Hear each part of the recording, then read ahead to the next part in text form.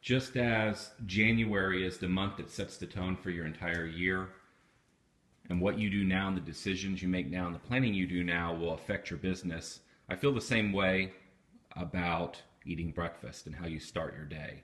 And I'd say 5 years ago, maybe six, I wasn't eating breakfast in the morning. I just didn't feel like it. I'd get up and I'd kind of go straight into work.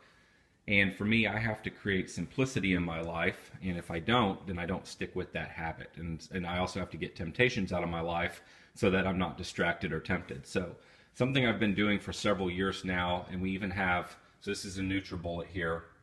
I have one of these at the office as well. I have one at my house. I've been through probably 3 of these things now. They're cheap though. They're only 90 bucks. This is the higher end one. It's about $100 something. So what I do, and maybe this will be helpful for you, but it allows me to eat breakfast every morning, and it allows me to eat really healthy and start my day right.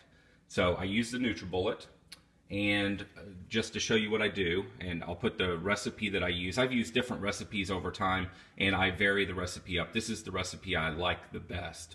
So this is the one on the screen that I prefer, but there's several other options. So every morning what I do is I start my day with that. So I'll just show you. So I make if you look in my fridge here, I make these, maybe it doesn't look all that awesome, but I make these 10 at a time. So everything in that recipe is in here except for spinach. So you can see I've got, so if I back up here, you can see I've got spinach, but everything's in there except for the spinach, which I put it in there every morning, a cup of blueberries and water. And I just fill up a cup. So in fact, here you go.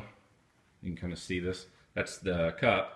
I just fill that cup up with all that stuff. I blend it. It takes me a couple minutes and I'm out the door. The only other thing I really do in the morning is every morning I like this stuff.